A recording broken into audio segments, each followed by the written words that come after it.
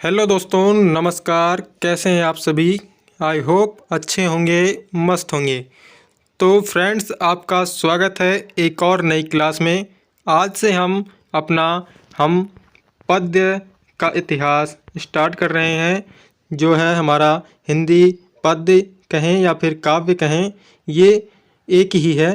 तो इसका इतिहास आज से हम स्टार्ट करने वाले हैं और ये हमारी आज ये पार्ट 1 है। ठीक है, हम इसको भी पार्टों में डिवाइड करके रखेंगे। ठीक है, जैसे आज पार्ट 1 आएगा तो कल इसका पार्ट 2 भी देंगे और 3, और हर पार्ट में आपको 25 प्रश्नों का सीरीज इसमें भी चलेगा। ठीक है फ्रेंड्स, तो इससे फ़ायदा ये है कि आपको बोरियत भी महसूस नहीं होगा और आप इसके अच्छे से तैयार भी कर पाएंगे। यदि आपने पद्य इतिहास को पढ़ रखा है तो आप भी ज़रूर देखिए, जिससे आपका रिवीजन हो जाए और आप इससे अपना टेस्ट भी दे सकते हैं। ठीक है, और जिन्होंने नहीं पढ़ा वो पढ़कर इसे नोट्स भी बना लें। और हम आपको बता दें कि हमारी गद्य के साहित्य का इतिहास भी ये क्लासेस करवाई जा रही हैं। इसमें हमने कई क्लासें करवा दी भी हैं, और यदि आपने नहीं देखा है तो हमारे चैनल को चेक करके वहाँ पर प्लेलिस्ट का ऑप्शन मिलेगा, तो वहाँ पर आपको गद्य साहित्य इतिहास के नाम से प्लेलिस्ट मिल जाएगी, वहाँ पर जाकर देख सकते हैं। चलिए फ्रेंड्स, बिना देरी किए हुए वीडियो को शुरू करते हैं। चलिए, उससे पहले एक लाइन है जो हम हमेशा पढ़ते हैं कि यदि सपने को पूरा करना है तो 12th सही से पढ़ना है, इसलिए कोई भी लापरवाही मत कीजिए, 12th को सही से पढ़िए। चलिए फ्रेंड्स, वीडियो को शुरू करते हैं। चलिए 1 मिनट। हाँ देखिए, ये हमारा हिंदी पद्य है, इसका इतिहास पढ़ेंगे। ठीक है, देखिए पहला प्रश्न क्या कहता है कि मैथिली शरण गुप्त की रचना है। मैथिली शरण गुप्त की रचना कौन सी है बताइए। लोकायतन है, परिमल है, परिवर्तन है या भारत भारती है? तो हम आपको बता दें, इसका राइट आंसर हो जाएगा परिवर्तन। ये जो है मैथिली शरण गुप्त की रचना है। ठीक है फ्रेंड्स, तो अच्छे से पढ़ते रहो और सबसे आगे बढ़ते रहो। ठीक है, चलिए फ्रेंड्स अगले क्वेश्चन की ओर चलते हैं। थोड़ा जूम कर लें, आपको सही से दिखाई दे। चलिए देखिए, हमारा दूसरा प्रश्न है, अष्टछाप के कवि नहीं है।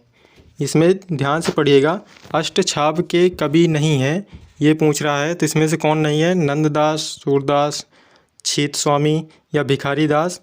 तो आपको बता दें किसमें जो भिखारी दास जी हैं ये अष्टछाप के कवि नहीं हैं। अगला प्रश्न देखिए, रीतिबद्ध काव्य के कवि हैं, तो इसमें से बताइए रीतिबद्ध काव्य के कवि कौन है? तो इसमें से आपके राइट आंसर हो जाएंगे भिखारी दास। ठीक है, भिखारी दास जो हैं ये रीतिबद्ध काव्य के कवि हैं, ये अष्टछाप के कवि नहीं हैं। इसमें से अष्टछाप के कवि नहीं हैं, किंतु रीति काव्यबद्ध काव्य के कवि जो हैं इसमें भिखारी दास जी ही हो जाएंगे। ठीक है फ्रेंड्स, चलिए नोट बनाते रहिएगा, नोट्स, जिससे आपको याद करने में आसानी हो। चलिए देखिए अगला प्रश्न, अखरावट के रचनाकार हैं। अखरावट के रचनाकार कौन हैं? मलिक मोहम्मद जायसी या संत कबीर, जगन्नाथ दास रत्नाकर या घनानंद? तो आपको बता दें, इसमें जो मलिक मोहम्मद जायसी हैं ये जो हैं ये राइट आंसर हो जाएगा। ठीक है, ये अखरावट के रचनाकार हैं। अगला प्रश्न देखिए, जनवादी कविता के वृहद्रयी में आते हैं। जनवादी कविता के वृहद्रयी में कौन आता है इसमें से? तो आपको बता दें, इसमें से आपका ऑप्शन ग हो जाएगा। ये तीसरा जो है ये नागार्जुन, त्रिलोचन शास्त्री और केदारनाथ अग्रवाल, ये जनवादी कविता के वृहद्रयी में आते हैं।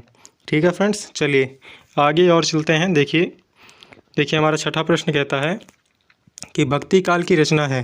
भक्ति काल की रचना कौन सी है? तो ये हो जाएगी विनय पत्रिका। विनय पत्रिका जो है ये भक्ति काल की रचना है। देखिए अगला प्रश्न, तुलसीदास को रामचरितमानस की रचना की। ठीक है, तुलसीदास जी ने रामचरितमानस की रचना की है, तो किस भाषा में की है? ब्रज भाषा में या भोजपुरी भाषा में, अवधी भाषा में या खड़ी बोली में? तो ये इसका राइट आंसर हो जाएगा अवधी भाषा में। अवधी भाषा में ही रामचरितमानस का रचना किया गया था। ठीक है फ्रेंड्स। चलिए देखिए 8वां प्रश्न क्या कहता है। देखिए कृष्ण भक्त शाखा के प्रथम कवि हैं। कृष्ण भक्ति शाखा के प्रथम कवि कौन हैं? सूरदास हैं या विद्यापति या रस खान या मीराबाई? तो आपको बता दें विद्यापति जी जो हैं ये कृष्ण भक्ति शाखा के प्रथम कवि हैं। ठीक है। अगला प्रश्न देखिए, निम्नलिखित में से प्रगतिवादी कवि हैं, इसमें से बताइए प्रगतिवादी कौन है? रत्नाकर हैं या मैथिली शरण गुप्त हैं या रामधारी सिंह दिनकर हैं या हरिऔध? तो आपको बता दें इसमें से राइट आंसर जो हो जाएगा ये तीसरा होगा, रामधारी सिंह दिनकर। चलिए फ्रेंड्स आगे बढ़ते हैं। देखिए ये 10वां प्रश्न आ गया है हमारा। देखिए नई कविता का प्रारंभ माना जाता है। नई कविता जो है इसका प्रारंभ कब से हुआ था बताइए? तो इसका प्रारंभ हुआ था 1950 से। ठीक है, 1950 से नई कविता का प्रारंभ माना जाता है। चलिए अगला प्रश्न देखिए, रीति काल का दूसरा नाम है। तो बताइए फ्रेंड्स कि रीति काल का दूसरा नाम क्या है? तो आपकी जानकारी के लिए बता दें श्रृंगार काल। श्रृंगार काल जो है ये रीति काल का दूसरा नाम है। ठीक है फ्रेंड्स। चलिए अगला प्रश्न देख लेते हैं हम। देखिए निर्गुण काव्य धारा की प्रवृत्ति है। निर्गुण काव्य धारा की प्रवृत्ति कौन सी है? तो इसका राइट आंसर हो जाएगा हमारा ये जो तीसरे नंबर पे है, रूढ़ियों एवं बाह्य ठीक है आडंबर का विरोध। ये जो है ये हमारा राइट आंसर हो जाएगा। चलिए फ्रेंड्स आगे चलते हैं। देखिए 13वां प्रश्न हमारा क्या कहता है कि निम्नलिखित में से कौन सगुण भक्ति शाखा के कवि नहीं है? ये 2014 में पूछा गया था। ठीक है, और क्या है क्वेश्चन फिर से पढ़ लेते हैं। देखिए निम्नलिखित में से कौन सगुण भक्ति शाखा के कवि नहीं है? तो इसमें से बताइए इसका राइट आंसर जो होगा वो हो जाएगा जायसी। जायसी जी जो हैं ये सगुण भक्ति शाखा के कवि नहीं थे। चलिए अगला प्रश्न देखिए कि रीति मुक्त काव्य की रचना की है। रीति मुक्त काव्य की रचना की है किसने की है? आचार्य कुलपति मिश्र ने या बिहारी ने या घनानंद ने या सेनापति ने? तो आपको बता दें घनानंद जी ने जो है रीति मुक्त काव्य की रचना की थी। ठीक है, चलिए ये प्रश्न देख लेते हैं हम। देखिए 15वां प्रश्न आ गया हमारा, समकालीन कविता के प्रमुख कवि हैं। समकालीन कविता के प्रमुख कवि कौन हैं? तो इसमें से हो जाएंगे राइट आंसर मुक्तिबोध। मुक्तिबोध जो है ये समकालीन कविता के प्रमुख कवि थे। ठीक है, तो ध्यान रखिएगा कि अभी हमें रुकना नहीं है, बस पढ़ते चलना है, हमें पढ़ते चलना है। ठीक है, चलिए देखिए हमारा 16वां प्रश्न क्या कहता है। एक मिनट, हाँ देखिए अब, प्रकृति के सुकुमार कवि कहलाते हैं। प्रकृति के सुकुमार कवि कौन कहलाते हैं? तो इसमें से हो जाएंगे सुमित्रा नंदन पंत। इसे आप नोट ज़रूर से ज़रूर कर लिएगा क्योंकि ये अधिकतर पूछा ही जाता है। ठीक है, अगला प्रश्न देखिए, वाक्यम रसात्मकम काव्यम किसकी उक्ति है? बताइए इसमें से किसकी युक्ति है? ये सब ये आचार्य भरत की, आचार्य विश्वनाथ की या आचार्य कुंतक की या आचार्य आनंदवर्धन की? तो ये राइट आंसर हो जाएगा इसका आचार्य विश्वनाथ की। ठीक है, आचार्य विश्वनाथ जी इसका राइट आंसर हो जाएंगे। चलिए देखिए हमारा प्रश्न आ गया। देखिए एक सेकेंड फ्रेंड्स, हाँ देखिए निम्नलिखित में से प्रयोगवादी कवि कौन है? निम्नलिखित में से प्रयोगवादी कवि कौन है? या फिर इसे इस तरीके से पूछेगा कि प्रयोगवादी काव्य धारा के कवि हैं। दोनों प्रश्न घुमाकर पूछा जा सकता है, इसलिए ध्यान रखिएगा। ठीक है, तो इसका राइट आंसर जो होगा वो आज्ञा जी हो जाएगा। ठीक है, आज्ञा। आप इसमें से केवल आज्ञा लिख कर आ जाएंगे तो भी हो जाएगा। चलिए अगला प्रश्न देखिए, जायसी का पद्यावत किस भाषा में लिखा गया है? तो जायसी जी का जो पद्यावत रचना की थी इन्होंने किस भाषा में की थी? तो उसका राइट आंसर हो जाएगा ये जो दिया हुआ है ये अवधी। ठीक है, अवधी जो है ये इसका राइट आंसर हो जाएगा। चलिए फ्रेंड्स आगे चलते हैं। देखिए इसमें से देखिए कौन से कवि अष्टछाप के नहीं हैं? तो इसमें से ऐसे कौन से कवि हैं जो नीचे विकल्प दिए हैं उनमें से ऐसे कौन से कवि हैं जो अष्टछाप के नहीं हैं? तो आपको बता दें परमानंद जो हैं ये अष्टछाप के कवि नहीं हैं। नोट कर लीजिएगा। निम्नलिखित में से भक्ति काल का महाकाव्य है।